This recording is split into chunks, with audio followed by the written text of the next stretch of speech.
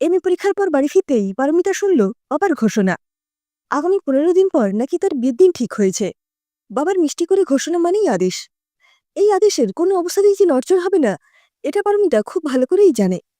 খুব মন খারাপ নিয়ে পারমিতা নিজের ঘরে বসে ভাবতে ভাবতে তার স্মৃতির ক্যানভাসে কিছু টুকরো টুকরো স্মৃতি ভেসে উঠল। পাশাপাশি বাড়িতে একসঙ্গে বড় হওয়া দাদার বন্ধু অয়ন্দাকে তার কবে থেকে অন্যরকমভাবে ভালো লাগতে শুরু করলো। হ্যাঁ, মনে পড়েছে, ক্লাস 9-এ উঠে যেদিন সে প্রথম শাড়ি পরে স্কুলে যায়, সেদিন অয়ন্দা কিছুক্ষণ মুগ্ধ দৃষ্টিতে তার দিকে চেয়ে থেকে বলেছিল, এই কি রে মুন্নি, তোকে যে পুরো লেডি লাগছে। তোকে দেখে একটা কথাই বলতে ইচ্ছে করছে। বলি, তুই কেন এত সুন্দরী হলি? পারমিতা ওরফে মুন্নি বলল, একদম ভালো হচ্ছে না অয়ন্দা, তুই কিন্তু আমাকে কথায় কথায় পেতনি বলিস। ওটা তো তোকে রাগানোর জন্য বলি রে পাগলি। সেই থেকে পারমিতার মনে গুনগুনিয়ে গান। ঘরেতে ভ্রমর এলো গুনগুনিয়ে, আমাকে কার কথা যে যায় শুনিয়ে। অয়ন কিন্তু তারপর থেকে নির্বিকার। দাদা আসে সামনে হায়ার সেকেন্ডারি পরীক্ষার প্রস্তুতির জন্যে দিনরাত বইয়ে মুখ ডুবিয়ে থাকত। ছোট দাদাই ওদের বাড়ি গেলেও অয়নদা তার দিকে ফিরেও তাকাত না। দুই পরিবারের দুই বাড়িতে অবাধ যাতায়াত ছিল। দুই বাড়িতে ভালো মন্দ খাবার চালাচালি ছিল। কখনো দুই পরিবারের এক বাড়িতে একসঙ্গে খাওয়া দাওয়াও হতো। বন্ধুত্ব, গল্প, আড্ডা মিলে দুই পরিবারের মনে হতো যৌথ একটা পরিবার।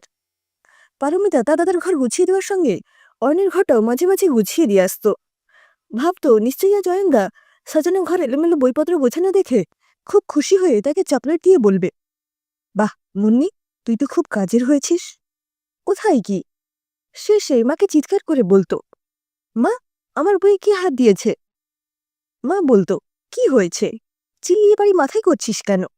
মেয়েটা কত খেটে খুঁটে ঘরটা গুছিয়ে দিল, আর তুই এসেই মেজাজ দেখাচ্ছিস। পেতনিটাকে সর্দারি করতে কে বলেছে? দরকারের সময় বই খুঁজে পাই না। এবার এলে নির্ঘাত আমার হাতে গাটা খাবে বলে রাখছি। মুন্নি আড়াল থেকে শুনে মনে মনে বলতো, আর যদি আসি এ বাড়ি। 2-3 দিন পর অয়ন এসে যখন বলতো, এই মুন্নি, দুদিন ধরে আমাদের বাড়িতে যাস না কেন রে? রাগ করেছিস? অমনি মুন্নির রাগ জল হয়ে যেত। অয়ন যাদবপুরে ইঞ্জিনিয়ারিংয়ে চান্স পেয়ে হোস্টেলে যাওয়ার আগে মুন্নিকে একদিন ডেকে বলল, মুন্নি, একবার ছাদে আয়, কথা আছে। মুন্নি একরাশ আশা ও আনন্দ নিয়ে ছাদে গিয়ে বলল, বলো, কি বলবে? অয়ন অবাক হয়ে বলল, তুই হঠাৎ আমাকে তুমি করে বলছিস যে? মুন্নি লজ্জায় লাল হয়ে বলল, এবার থেকে তুমি করেই বলবো ঠিক করলাম। বাহ, তোর বেশ উন্নতি হয়েছে দেখছি। যাকগে, তোর হাতটা একবার দে তো। মুনির ভেতরটা থরথর করে কেঁপে উঠল। অয়ন একটা লাল টুকটুকে পাথরের মেটালের আংটি তার নিচের আঙুল থেকে খুলে মুনির আঙুলে পরিয়ে দিয়ে বলল, এই আংটিটা দেখতে সুন্দর বলে একসময় 20 টাকায় কিনেছিলাম। এটা আঙুলে পরে আমার রেজাল্ট ভালো হয়েছে, তাই ভাবলাম তোর মাথায় তো গোবর পোড়া, এই আংটিটা পরলে মাধ্যমিকে যদি তোর রেজাল্ট ভালো হয়। মুনির আগে কেঁদে ফেলে বলল, ছাড়ো আমাকে, আমার জন্য তোমাকে ভাবতে হবে না। এই পাগলি, একেবারে কেঁদেই ফেললি? আমি তো ঠাট্টা করছিলাম রে। তোকে কথা দিলাম, আমি বড় হয়ে চাকরি পেলে সবচেয়ে দামি উপহার আগে তোকেই দেব। পারমিতা পরিণত বয়সে তার হাতের আংটিটার দিকে চেয়ে মনে মনে বলল, এর নাম কি ভালোবাসা নয়? আমার ভালোবাসা কি একতরফা ছিল? ভালোবাসা মানে কি শুধুই কষ্ট পাওয়া? এমএ পড়া পর্যন্ত এই দীর্ঘ সময়ে অয়ন্দা তাকে মাঝে মাঝে ফোন করেছে, কিন্তু যে কথাটা শোনার জন্য তার মন প্রাণ উদ্গ্রীব হয়ে থাকত, অয়ন্দা কখনো সে কথা তাকে বলেনি। মুন্নি জানে অয়ন্দা কলকাতায় চাকরি করছে।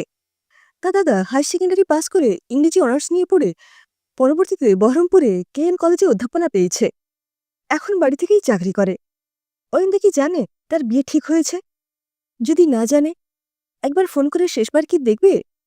মনে দ্বিধাদ্বন্দ্ব অভিমান ভুলে মুনি ফোন করল। মুনির ফোন পেয়ে অয়ন বলল, বল পাগলি, কেমন আছিস? তোর সঙ্গে প্রায় 6 মাস দেখা নেই। তুমি কেমন আছো অয়ন্দা? বিন্দাস আছি রে। তুই বাড়ি ফেরার মাঝখানেক আগে একবার বাড়ি গিয়েছিলাম। মুনি একটু চুপ করে থেকে বলল, আমার বিয়ে ঠিক হয়ে গেছে, তুমি জানো? জানি তো, তো দাদা অর্ক আগেই বলেছিল। পরে বাড়ি গিয়ে শুনলাম। শুনে কি আনন্দ যে পেলাম তোকে বলে বোঝাতে পারবো না। তবে তোর বিয়েতে যেতে পারবো কিনা এখনই বলতে পারছি না। ছুটি ম্যানেজ করতে পারলে অবশ্যই যাব। কি রে, চুপ করে গেলি কেন? ফোনে আছিস তো? মুন্নি বলল, আমার বিয়ের কথা শুনে তুই আনন্দ পেলি? এ কি রে, সেই কতদিন থেকে আমাকে তুমি তুমি করে ডেকে এখন তুই করে বলছিস? কি হয়েছে, আমাকে বলবি না? তোকে কষ্ট করে ছুটি ম্যানেজ করতে হবে না অয়নদা, তোর সঙ্গে আমার কথা শেষ, ফোনটা রাখ এবার।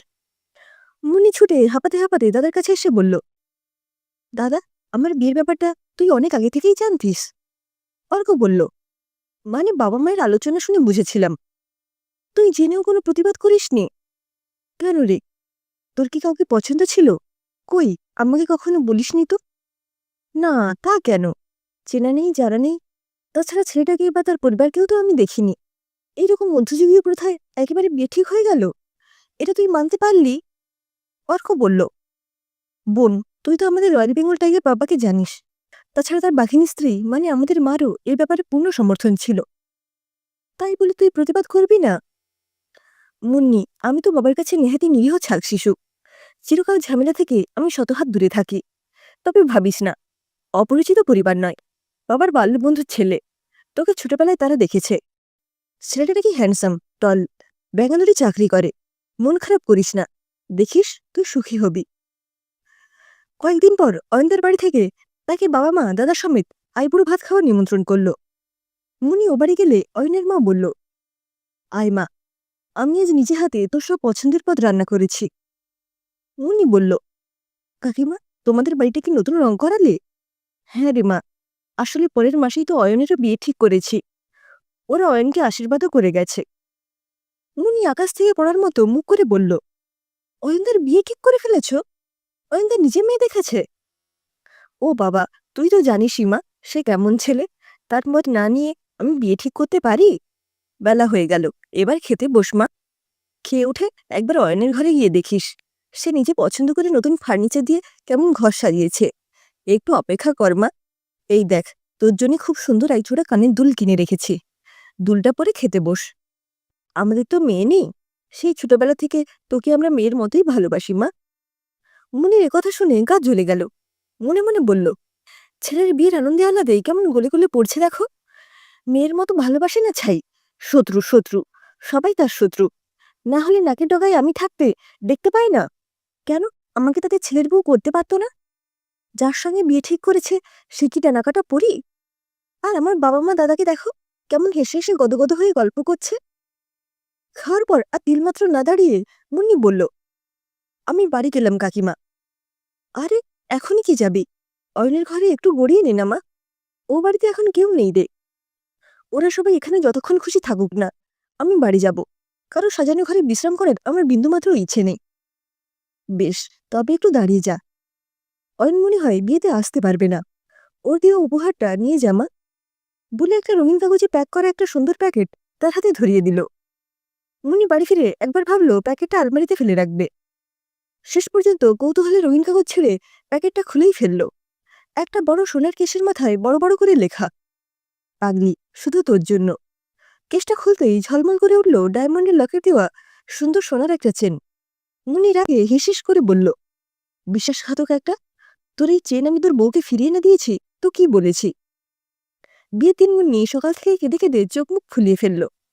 বাবা এসে তার মাথায় হাত রেখে বলল, শোনা মা আমার, এমন করে কাঁদলে আমি কত কষ্ট পাবো একবার ভাববি না? মেয়ের বিবাহিত সুখী সংসার প্রত্যেক বাবা মায়ের যে কামও মা। আমি আশীর্বাদ করছি মা, তুই খুব সুখী হবি। মুন্নি বিকেল হতেই নিজেকে সামলিয়ে নিয়ে মনে মনে বলল, কার জন্য চোখের জল ফেলছি? একটা স্বার্থপর নিষ্ঠুর ছেলে, যে কিনা তার বিশ্বাস নিয়ে ছিনিমিনি খেলল, তার জন্য? তার চেয়ে এই ভালো হলো, ওর থেকে অনেক দূরে গিয়ে মন থেকে ওকে মুছে ফেলব। রাতে পান পাতা দিয়ে মুখ ঢেকে শুভদৃষ্টির সময় ভূত দেখার মতো চমকে গিয়ে চিৎকার করে বলল, অয়নদা, তুমি? মাথার উপর কাপড়ের আচ্ছাদনের ভেতরে অয়ন বলল, চুপ, আস্তে কথা বল। তুই এত বোকা কেন রে? তোর মনে নেই সেই কবে আমাদের 20 টাকার আংটি খুলে তোর আঙুলে পরিয়ে দিয়েছিলাম? সেই ছোট থেকেই তো পেতনির মতো আমার ঘাড়ে ঝুলেই রয়েছিস। আমার সাধ্য কি পেতনিকে ঘাট থেকে নামাই? ইস, কেঁদে কেঁদে মুখটা একটা আস্ত পেতনির মতো দেখতে লাগছে। মজা করতে গিয়ে তোকে বড্ড কষ্ট দিলাম। মানে, কি বলছো তুমি? আসলে এই সমস্ত প্ল্যানটা অর্কর ছিল, দুই বাড়ির সবাই এই ষড়যন্ত্রের অংশীদার হয়েছিল। মুন্নি বলল, বিয়ের পর তোমার দেখাচ্ছি মজা, আমাকে কষ্ট দেওয়া। দোহাই তোকে, আছড়ে কামড়ে দিস না আবার। বিশ্বাস কর, আমার দোষ নেই, সব দোষ অর্কর। বাইরে থেকে সবাই ততক্ষণে চিৎকার করছে, কতক্ষণ ধরে শুভদৃষ্টি চলবে? এই পিড়ি কতক্ষণ ধরে থাকবো রে বাবা? চোখ মেরে বলল, পাগলি, এইবার একটু হাসবি তো?